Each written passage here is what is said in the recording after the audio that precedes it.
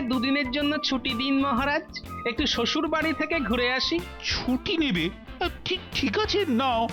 আমি বরং মন্ত্রীকে বলে কাল সাধুকে রাজসভায় নেমন্তন্ন করে পাঠাই। আপনার যা ইচ্ছে।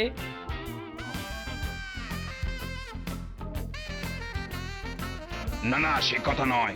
আসলে মহারাজের সামনে এসব করতে গিয়ে যদি ফেঁসে যাই। কেন ফাঁস?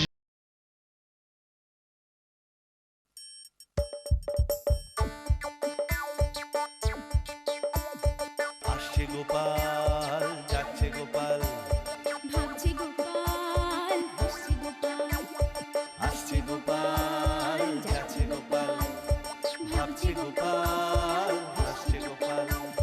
যুগের পরে যুগ কেটে যায়, মানুষ তাকে ভোলে না। যুগের পরে যুগ কেটে যায়, মানুষ তাকে ভোলে না। চলে না রে, চলে না রে, চলে না রে, চলে না, চলে না রে, চলে না রে, তাকে ছাড়া চলে না। কে সে? পরিচয় কি তার?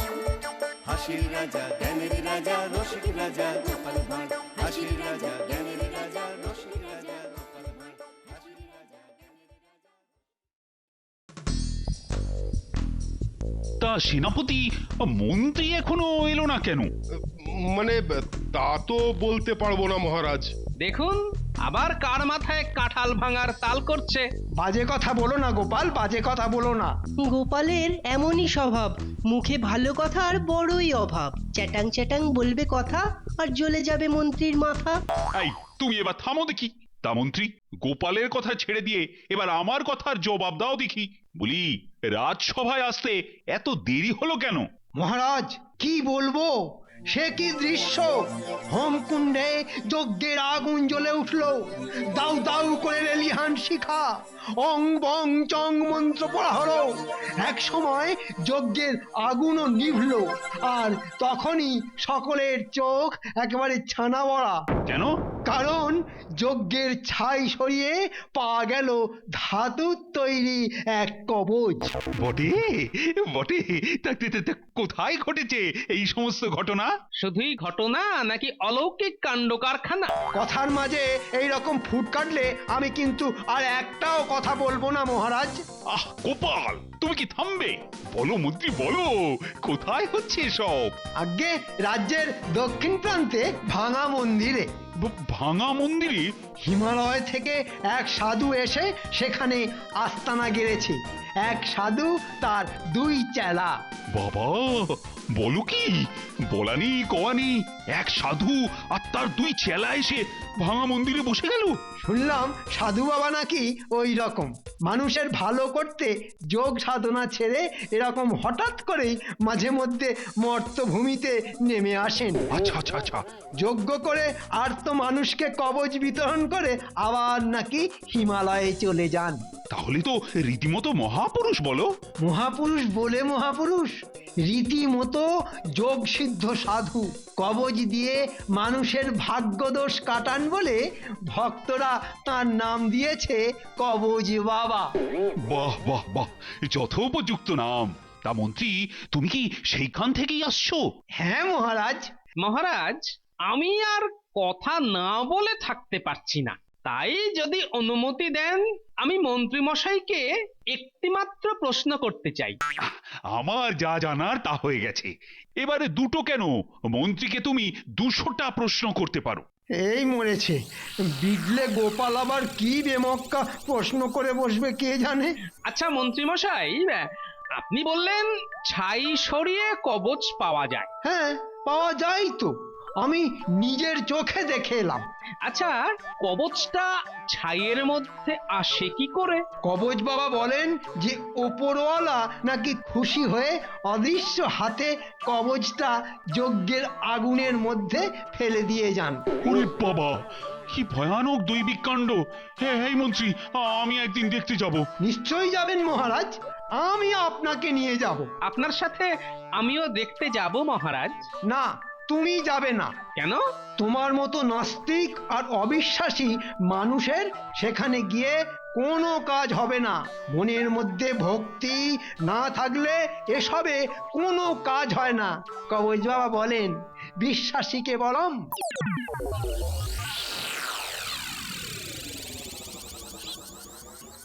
পরের জন এগিয়ে এসো। নাম? কার নাম বলবো? আমার না আমার মেয়ের? কেন? আসলে মেয়ের বিয়ের জন্য কবজ নিতে এসেছি। তাহলে মেয়ের নাম বলো। আমার মেয়ের নাম কুমুদিনী দাসী। মেয়ের বিয়ে হচ্ছে না কেন? সমস্যাটা কোথায়? তা তো জানি না। আমার মেয়েকে দেখতে শুনতে খারাপ না, কিন্তু কথা হয়েও বিয়ে ভেঙে যায়। বুঝেছি বুঝেছি, বিয়ে ভাঙা দোষ। হয়ে যাবে, কোনো সমস্যা নেই। কবজ বাবার কৃপায় সব দোষ কেটে গিয়ে সামনের লগ্নেই বিয়ে পাকা হয়ে যাবে। ভালো পাত্র পাবো তো? পাবে না মানে? একেবারে রাজপুত্রের মতো, মানে আমার মতো খানিকটা পাত্র পাবে। যেমন রূপ তেমনি টাকা পয়সা। 400 লাগবে। কত? 400 400 400 400 400। 400? বাবা, মেয়ের বিয়ের কবজের জন্য 400? এ যে সে বিয়ে নয় মা, এ বিয়ে ভাঙা দোষ। তারপরে আবার ওই যে রাজপুত্র যেটা বলছিলাম, রাজপুত্রের মতো পাত্র। খরচা তো একটু বেশি হবেই মা। ঠিক আছে, দেব না হয়। গুরু ভাই, টাকাটা গুনে নিয়ে খাতায় নাম তুলে যজ্ঞের দিনটা বলে দাও। যাও মা, তুমি গুরু ভাইয়ের কাছে যাও। পরের জন। বলি, শুনছো? কৃষ্ণনগরে নাকি এক সাধু বাবা এসেছেন গো। শুনেছি। কার কাছে? আমাদের মহামান্য মন্ত্রী মশাইয়ের কাছে। সকলে বলা বলি করছিল সাধুর নাকি খুব মন্ত্রের জোর গো।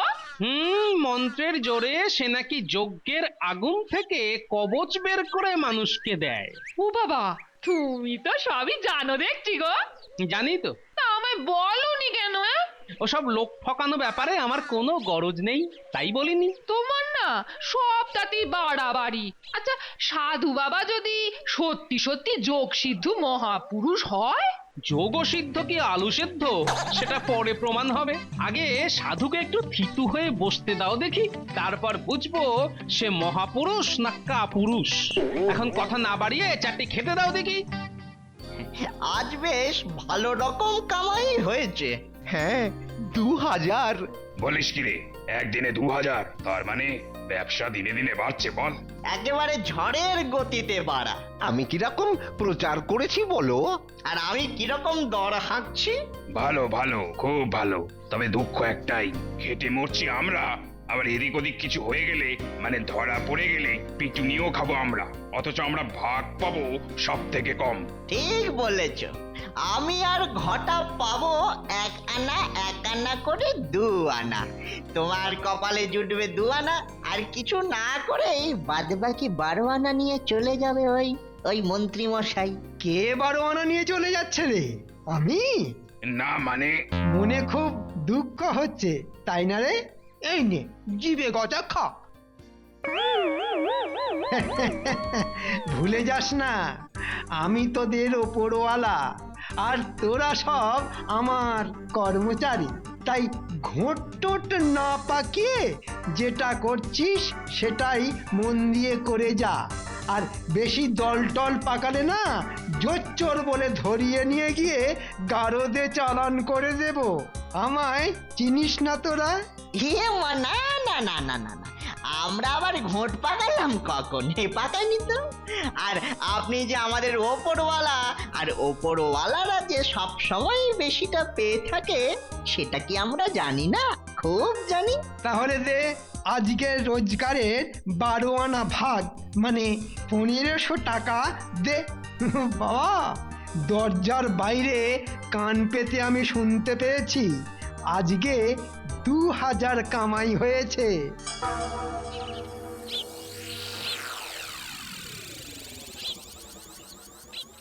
পুটির বাবা, ও পুটির বাবা, বলো। কোথা থেকে আসছো? আর বলো না, ওই যে পুঁটির মার বায়না। তা বায়নাটা কি?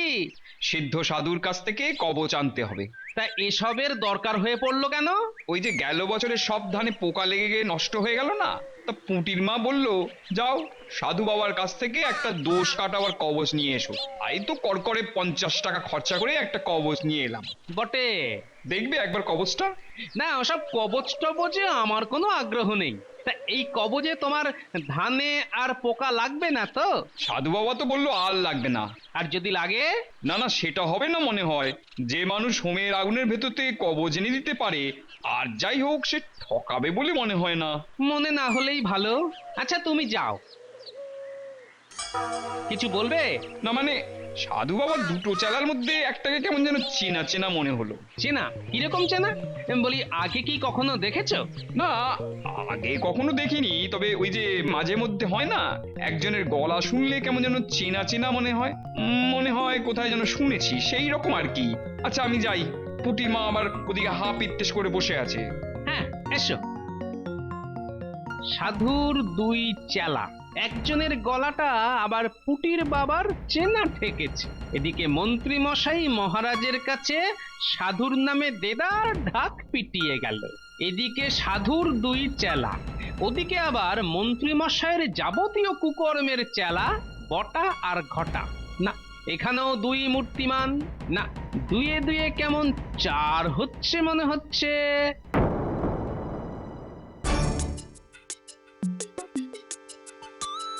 মন্দিরের ভেতরে তো কেউ নেই। সাধু চেলা সব গেল কোথায়?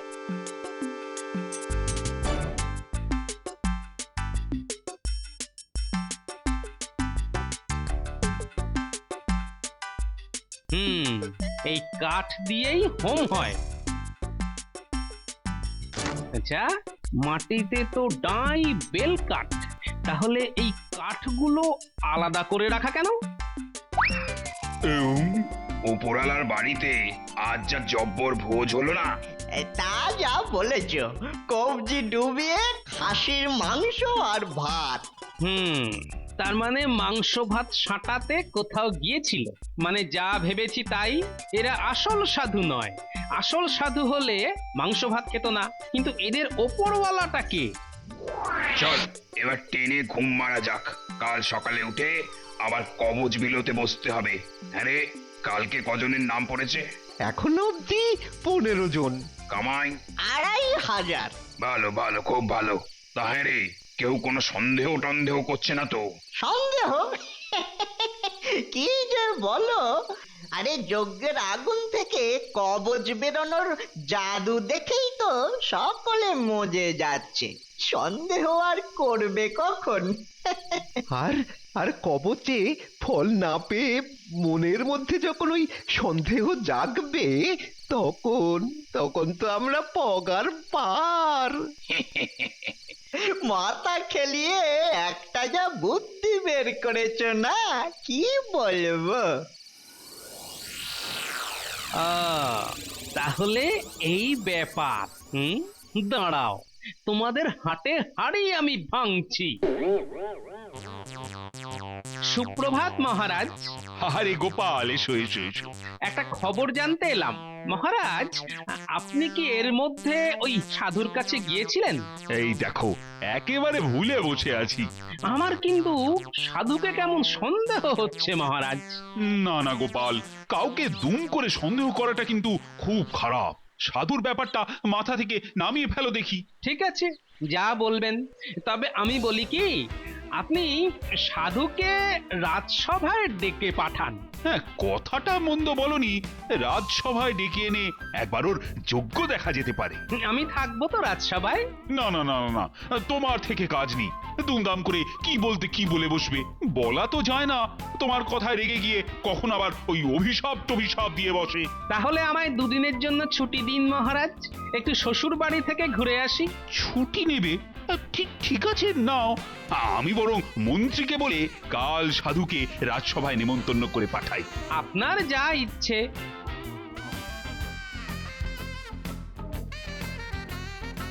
না না, সে কথা নয়। আসলে মহারাজের সামনে এসব করতে গিয়ে যদি ফেঁসে যাই। কেন ফাঁসবি কেন? এতদিন ধরে এ কাজ করে করে তোর হাত পেকে গেছে। আর আমাদের মহারাজ হচ্ছে বোকাশোকা ভালো মানুষ, তাকে ঠকানো খুব সোজা। তাই বলছি, মনে জোর নিয়ে আয়, জোর। না মহারাজকে ঠকানো যে খুব সোজা সে কথা তো জানি, কিন্তু ভয় তো ওই বিটলে গোপালকে নিয়ে। বেটা কখন যে কি খেল দেখিয়ে বসে। গোপালকে নিয়ে চিন্তা নেই, কদিনের জন্য ছুটি নিয়ে ও বেটা শ্বশুর বাড়ি চলে গেছে। চলে গেছে? এ বাবা, যাক যাক বাবা, তাহলে আর কোনো চিন্তা নেই। চলো চলো কবচ বাবা, কাল আচ্ছা সে মহারাজকে তাক লাগিয়ে দিয়ে আসি।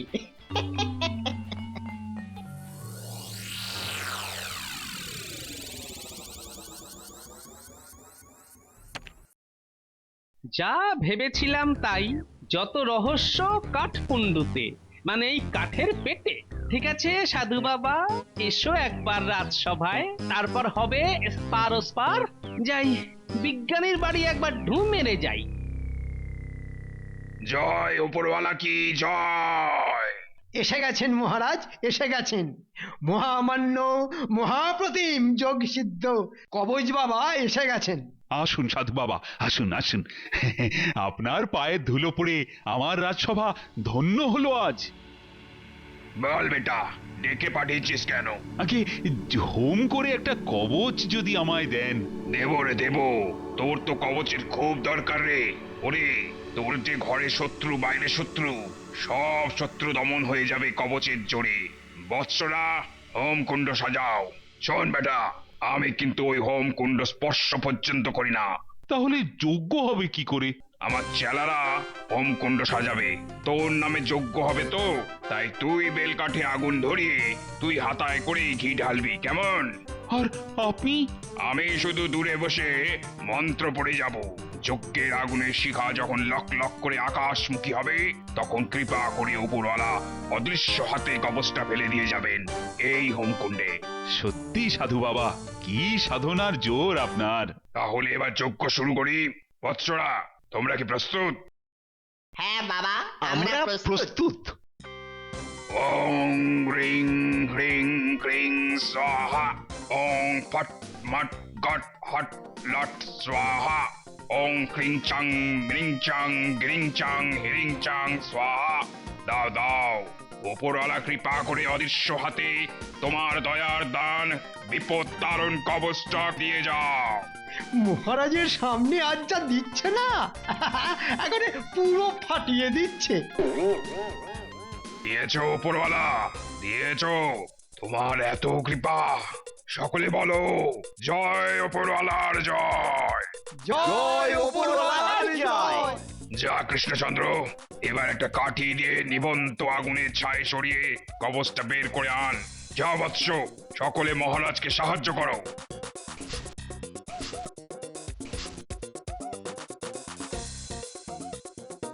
অবিশ্বাস্য, এ আমি ভাবতে পারছি না।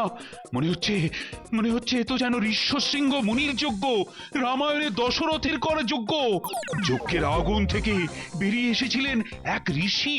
ঠিক বলেছেন মহারাজ, আমার মনে হয় আমাদের এই কবচ বাবাও রামায়ণের সেই ঋষ্যসিংহ মুনির মতো এক ক্ষমতাবান মুনি। আমিও যে এই ক্ষমতাবান মুনির একটু কৃপা পেতে চাই। সর্বনাশ, গোপাল হঠাৎ উদয় হলো কি করে? গোপাল, তুমি শ্বশুর বাড়ি যাওনি? যাবার তো সবই ঠিক ছিল মহারাজ, কিন্তু কাল রাত থেকে পেটের ভেতরটা এমন গুড়গুড় করতে শুরু করে দিল। বাবা, তুমি মহারাজকে কবচ দিলে, এবারে আমায় একটা দাও। মরেছে, গোপাল যে আবার কি চাইছে, কি করি এখন? ফেঁসে গেলে তো সবকিছু চিত্তির। যেমন করেই হোক গোপালকে আটকাতে হবে। তুমি আবার কবজ নিয়ে কি করবে? হ্যাঁ, তুমি তো ঘর নাস্তিক। নাস্তিক ছিলাম, কিন্তু আজ এই মুহূর্ত থেকে আমি ভক্ত বনে গেছি, কবচ বাবার পরম ভক্ত। দাও কবচ বাবা, কৃপা করে আমায় কবচ দাও, যেন কবচ পেয়ে আমার মনের ভেতরের সব সন্দেহ, যাবতীয় কৌতূহল জন্মের মতো দূর হয়ে যায়। হ্যাঁ হ্যাঁ, দেব দেব, নিশ্চয়ই দেব, কিন্তু আজ তো দিতে পারবো না। কাল মন্দিরে আসিস, পেয়ে যাবি। কেন বাবা, আজ দিতে পারবে না কেন? আর একটা যজ্ঞ করার মতো বাড়তি বেল কাঠ যে আমাদের সঙ্গে নেই। ও নিয়ে তুমি চিন্তা করো না বাবা, বেলকাঠ আমি সঙ্গে করেই এনেছি। এই দেখো। এই মরেছে, গোপাল যে একেবারে তৈরি হয়ে এসেছে দেখছি। না না না, ও বেল কাঠে আমি যজ্ঞ করতে পারবো না। আমি যজ্ঞ করি আসল বেল কাঠে। আসল বেল কাঠ তুই পাবি কোথায়? আসল বেল কাঠ পাওয়া কি অতই সোজা? খুব সোজা, কারণ এখানকার সকলেই জানে যে আমার বাড়ির উঠোনে একটা প্রাচীন বেল গাছ ছিল। ইয়া বড় বড় বেল হতো সেই গাছে। মহারাজকে কতবার সেই বেল খাইয়েছি। তাতে কি হলো? গেল বছর পোকা লেগে গাছটা মরে গেল। সেই গাছ কেটে সযত্নে বেলকাঠ রেখে দিয়েছিলাম এতদিন। আমি সেই বেলকাঠের কয়েকটা এনেছি মাত্র। নাও সাধু বাবা যজ্ঞ শুরু করো। পুরোপুরি ফেঁসে যাওয়ার আগে আমি এখান থেকে সটকে পড়ি। এই এই এই এই কোথায় চেলা ভাই, যাচ্ছ কোথায়? আমার জন্য হোমকুণ্ড সাজাও। নাও সাধু বাবা, আমার এই বেলকাঠ জ্বালিয়ে যজ্ঞ শুরু করো। যদি আমার কাঠ জ্বালিয়ে যজ্ঞ করে কবচ বের করতে পারো, তাহলে বুঝবো তুমি আসল সাধু। না হলে সকলে জানবে তুমি নকল, তুমি একটা ভণ্ড। ওরে বাপ, তুই আমায় ভণ্ড বল, জোড়া সিংহের ষণ্ড বল, যা ইচ্ছে তাই বল, কিন্তু নিজের বেল কাঠ ছাড়া অন্য কোনো বেল কাঠ জ্বালিয়ে আমি কবচ বের করতে পারি না রে বাপ। কেন? কারণ মহারাজ, ওই বেলকাঠেই তো আছে যাবতীয় কারিকুরি। এই দেখুন মহারাজ, এই বেলকাঠটা দেখুন, বাইরে থেকে দেখতে অতি সাধারণ, কিন্তু এর পেটের মধ্যে আছে এই যে। কাঠের ভেতর কবচ এলো কি করে? খুব সোজা, কাঠটাকে মধ্যিখান থেকে কেটে ভেতরে একটা খোদল তৈরি করে কবচটাকে পুড়ে দিয়ে আঠা দিয়ে কাঠটাকে জুড়ে দেওয়া হয়েছে। তারপর? তারপর আমার অনুমান অন্য বেলকাঠের সঙ্গে এই কাঠটা মিশিয়ে দেওয়া হয়। আগুনে কাঠ জ্বলে ছাই হয়ে যায়, কিন্তু ধাতুর তৈরি কবচ তো আর পোড়ে না, তাই ছাই সরিয়ে পাওয়া যায় এই কবচ। কি এত বড় জালিয়াতি! আমাকে ধোকা দেওয়া! এই সেনাপতি, এই সেনাপতি, এদের তিনজনের কোমরে দড়ি পড়াও। শুধু তিনজন কেন মহারাজ, আরো একজন আছে এর মধ্যে, আমাদের নাটের গুরু, আমাদের উপরওয়ালা। সে হতভাগার নাম কি? সেরেছে, এমনি কম ভাগ দি বলে বেটারা খেপে আছে। এখন সেই শোধ তুলতে আমার নামটা বলে দেবে না তো? কি হলো রে জোচ্চোর? হতভাগার নামটা বল। আপনার মন্ত্রী। আমার মন্ত্রী? মন্ত্রী? তোমার এত সাহস? এ মিথ্যে কথা বলছে মহারাজ, মিথ্যে কথা বলছে। এখন আমার অঙ্ক মিলে গেল।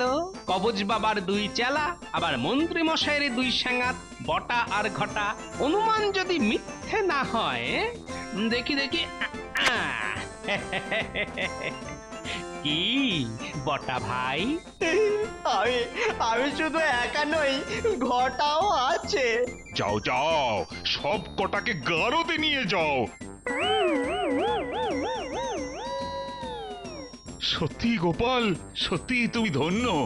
আমার রাজ্যে গাদাগুচ্ছের আস্তিকের সাথে তোমার মতো যদি দু একটা নাস্তিক থাকে, তাহলে মনে হয় রাজ্যটা বেঁচে যাবে।